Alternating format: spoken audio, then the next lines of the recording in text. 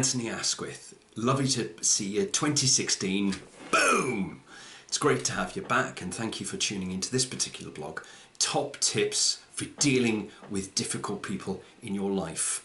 And struggling with people who are, in your mind, being difficult is such an energy drain because they do different strategies and different types of behaviours. So this couple of short blogs are really designed to help make you more clearer on what to look out for. So one of the first areas I want to look at is people who engage in what we call rage behaviour. This is the type of situations where people scream, shout, holler, slam doors and throw stuff around just to get their way. Childish tantrums, ironically. There are two types of exhibited rage behaviour that I notice. You have people who are what I call ill-tempered. They tend to lose their tempers a lot at different times. And they haven't yet learned that, important as it is in life, to be nice to people will often get you more of the results you want than actually shouting and hollering and screaming, etc. So this is essentially a throwback to childish patterns of behaviour. They are childish behaviours and really, actually, most of the time aren't about you. Okay, let's be real clear about this. So what I'm saying here is, when you have someone who is ill-tempered, keep calm. Okay, it's difficult not to want to rebuke and fight back at them, but keep calm. Allow them to sound off. Usually they may last 2-3 minutes, but then run out of energy, run out of steam before calming down. If, on the other hand, they become personally, verbally offensive towards you, then you can assert your confidence, or you can increase your assertiveness by just simply saying to them, look, what you're saying makes no sense, you're being completely irrational, I'm not going to take this from you, I won't allow you to speak to me in this way, I'm going to come back in about 10 minutes when you've calmed down and we'll resume this discussion. And with that, just leave the room, end the conversation. The second type of behaviour, rage behaviour that people exhibit, is people who I call are highly strung. And we can all at times feel highly strung by different situations, whether we've had enough, whether we're hungry, we're angry, we're late, we're tired, we're stressed. Generally in our lives, if any of those five components are operational in our experience, we can become highly strung, as it were. Now, the thing about highly strung individuals, they aren't always prone to bursts of anger. They have a certain, however, manicness to their behaviours. In other words, there's a high pace, high energy. They can be sometimes too much detail for them. They get flustered quickly, and then suddenly, boom, they're off into a rage. What I'm really alluding to here is that there is a part of them in that highly strung psyche that actually really intensely dislikes themselves in that state of mind. And they will give you what I call friendly warnings. Words like, you know, if we keep talking about it, I'm going to get angry.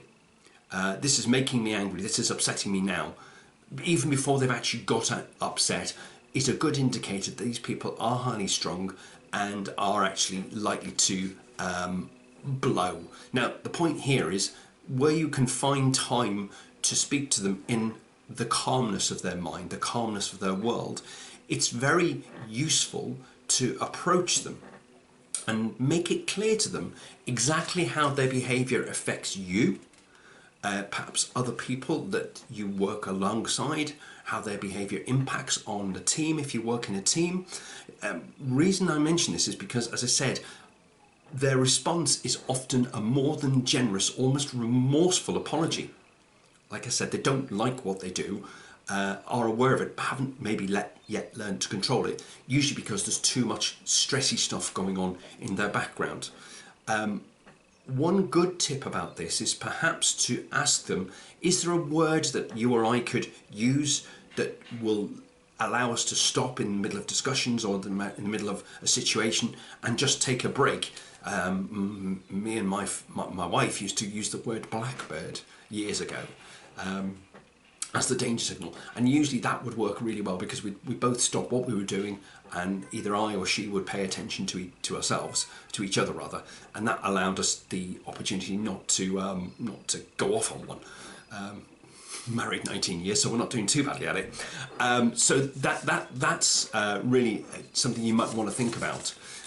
The other factor involved in dealing with difficult people is people who actively criticise you publicly.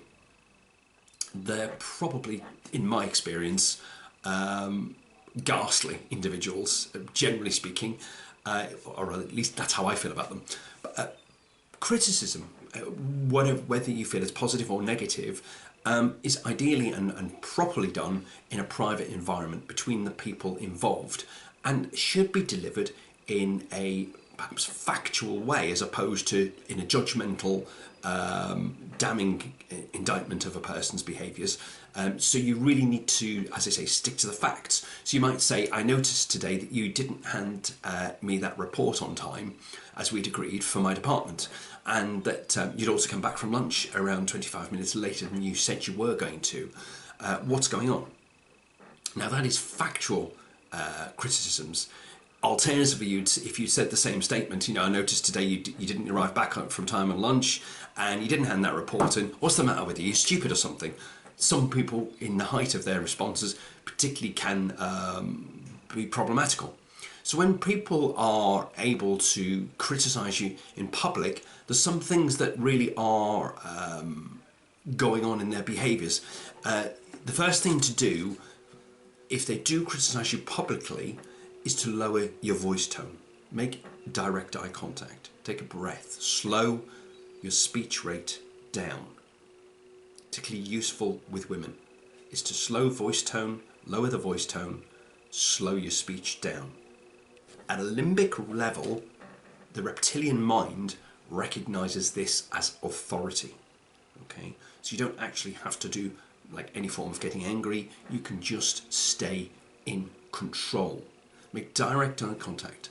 Tell them that you feel their criticism is unfair and is a biased view of events. It doesn't make sense.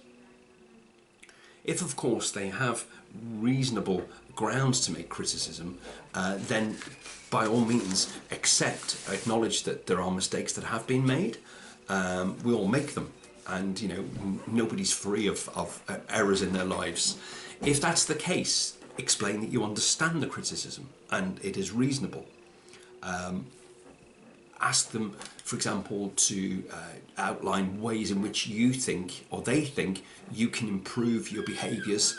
This encourages them to actually become, increasingly in time, an ally as opposed to a continual critic, as it were. And when storms have passed, it helps reduce embarrassment. It allows you and them to talk more conversely and in a more productive, positive way.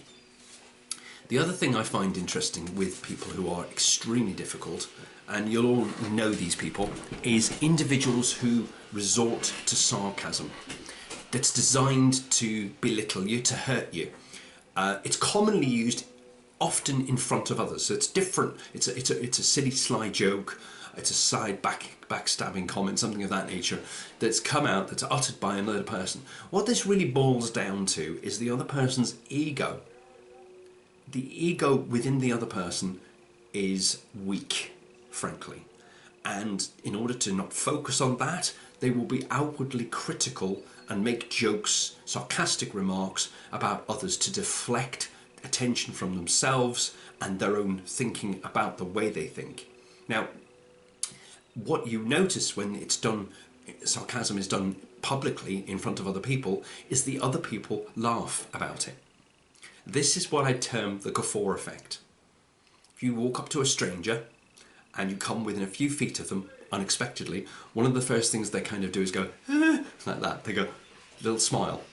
The guffaw in this situation is a nervous laugh, more about the fact that they aren't being attacked, okay? That they aren't being put under pressure by the sarcastic individual in this situation, because the chances are they could well be or will be in the future.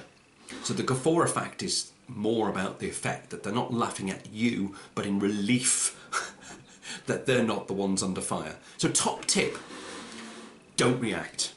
First of all, sit quietly. Ignore the comment. I know that sounds strange, but the person wants you to kick off, wants you to come back with a verbalization to try to parry their sarcasm. Now, what I'm saying here is because these people spend their lives being sarcastic as a protection mechanism deep down, they're often then got a barrage of quick-witted responses that they can come flying out very quickly.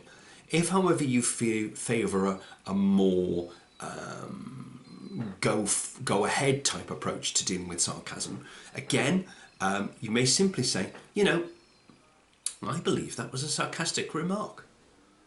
And just smile. Just smile. Did you intend it to be? Now, few people actually say yes. They kind of fluster. Well, I was just having a laugh. I was just having a joke. It's all right. It's all right. Now, what you've done there is you've turned the tables of control dramatically around, particularly in front of others, because you now have seized control of the situation and you've put them on the back foot by making them feel uncomfortable about the fact they've made a joke about you. This is the last thing they want. Because as I said, their ego, the size of their ego is small, it's weak, they don't want to look stupid in front of other people, so they'll try to deflect that onto you. And the fact you then simply turn around and say, you know, why do you feel the need to be sarcastic? Why do you feel the need to say that? Then puts them on the direct defensive. Now, as eggs is eggs, what it's about is the setting up of behaviour patterns for the future. You see, when you simply confront them in a friendly, confident way, what you then do is essentially warning that limbic brain primarily that don't you mess with me in the future again, because I'll do this to you again. Now, unfortunately, what the sarcasm will then turn into is behaviour redirected at other people. However, chances are they may choose not to bother with you or your immediate colleagues because they are embarrassed to do so in the future. So there's 3 tips there. We've looked at dealing with rage behaviour, and within that there was the highly strung and people who were ill-tempered. We then looked at people who publicly criticise you and how to handle them. And we've also resorted to people who are sarcastic, behave in very difficult ways. In the next video, I'm going to talk to you about how to deal with bosses that make your life a complete nightmare, which I hope you'll enjoy, and I'll be in touch very, very soon. Thanks now. Bye.